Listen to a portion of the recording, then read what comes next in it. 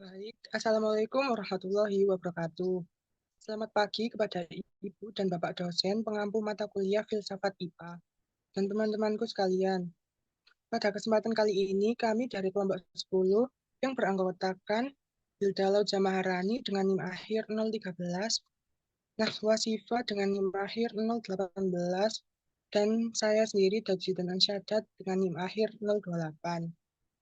Kami di sini akan membahas hasil dari diskusi kelompok kami yang berjudul Logika sebagai Tool of Science.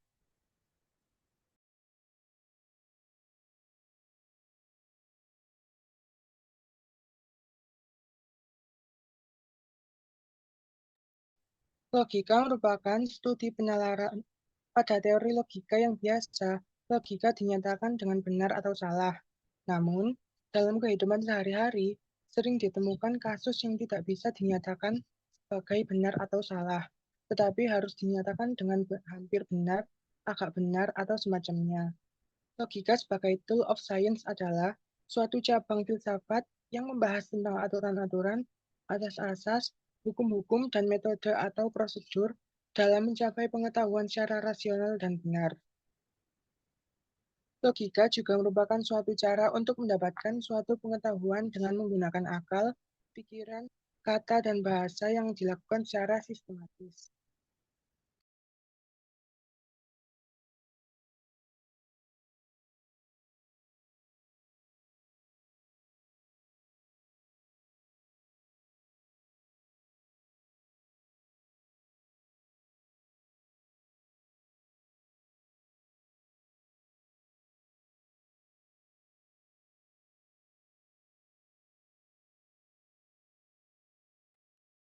Kemudian selanjutnya yaitu logika juga merupakan sebuah ilmu yang termasuk dalam kajian epistemologi.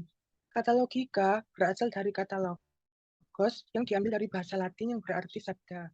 Dalam proses berilmu pengetahuan, logika memiliki andil penting sebagai pintu utama guna memperoleh pengetahuan yang benar. Dalam mencapai ilmu pengetahuan yang benar, logika dapat dijadikan sebagai sarana untuk berpikir secara sistematis, valid, dan dapat dipertanggungjawabkan. Next.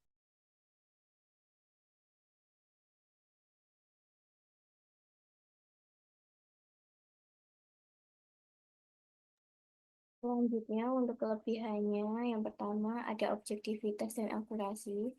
Logika ilmiah menyediakan dasar yang jelas dan objektif untuk menginterpretasi data, membantu peneliti menghindari bias dalam analisis, misalnya dalam analisis spektrum FTIR.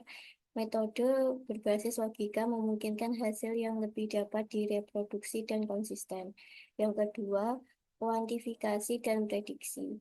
Dengan penggunaan algoritma dan logika dalam data analitik seperti regresi atau mechanical learning, peneliti dapat melakukan prediksi yang lebih akurat terhadap komposisi bahan atau hasil eksperimen lainnya. Kemudian yang ketiga, efisiensi menggunakan logika sebagai alat ilmiah meningkatkan efisiensi dalam analisis data besar. Dengan otomatisasi dan algoritma berbasis logika, analisis dapat dilakukan lebih cepat, mengurangi ketergantungan pada analisis manual.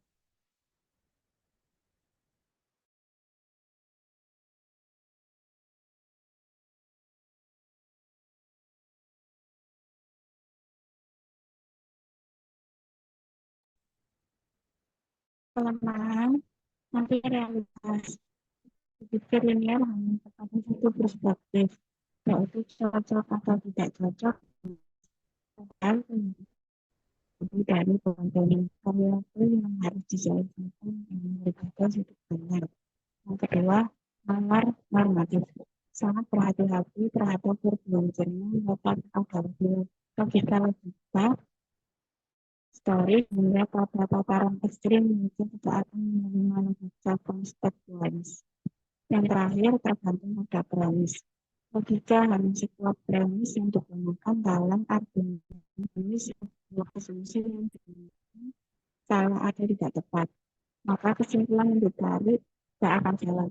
meskipun proses pengarangnya secara logis.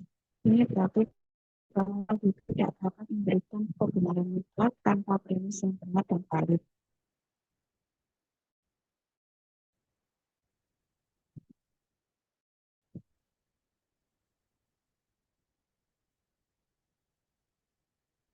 Solusi menghadapi kelemahan, mengadakan multi perspektif analisis kritis, lebih boleh untuk selalu mempertahankan posisi dari perspektif alternatif. Dialog terbuka, ciptakan ruang untuk orang-orang yang lintas disiplin, pelajari berbagai bidang ilmu untuk mendapatkan pemahaman yang lebih komprehensif, fasilitas dan adaptasi, kontekstualisasi, selalu pertimbangkan konteks sosial, budaya, dan setiap analisis. Evaluasi ulang, siap untuk mengubah tambahan jika ada bukti baru yang muncul. Berpikir kreatif, jangan takut untuk mencoba pendekatan baru dan inovasi. Memperluas wawasan dengan mempelajari bahasa-bahasa lain, menerima perbedaan budaya, hormati dan hargai keberagaman budaya, menerapkan relativitas budaya, pahami bahwa nilai dan norma bervariasi antar budaya.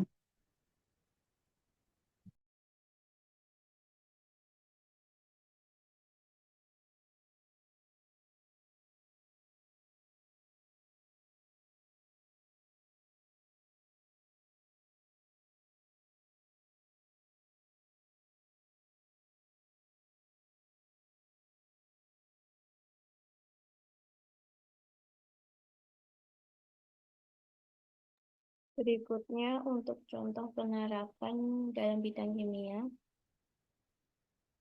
Dalam bidang kimia, logika digunakan sebagai alat untuk menganalisis dan menarik kesimpulan dari data. Berikut beberapa contohnya, yaitu yang pertama, identifikasi gugus hidroksil.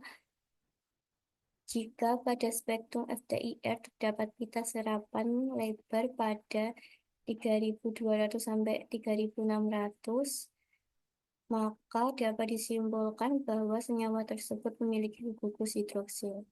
Yang kedua, konfirmasi gugus karbonil. Jika ditemukan serapan tajam pada 1.700 sampai 1.750, maka senyawa tersebut kemungkinan mengandung gugus karbonil seperti dalam aldehida atau keton. Kemudian yang terakhir, deteksi gugus alkil. Jika terdapat serapan pada 2.800 sampai 3.000, maka dapat disimpulkan adanya gugus alkil dari rantai hidrokarbon pada senyawa tersebut.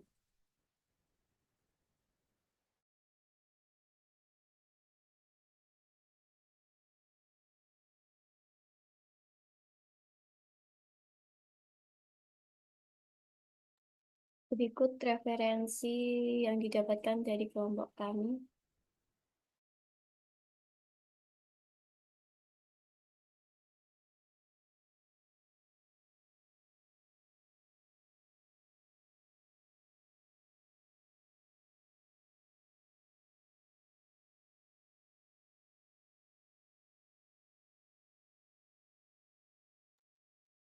Baik, terima kasih. Sebelumnya kami akhiri, mohon maaf apabila ada kesalahan kata atau kalimat.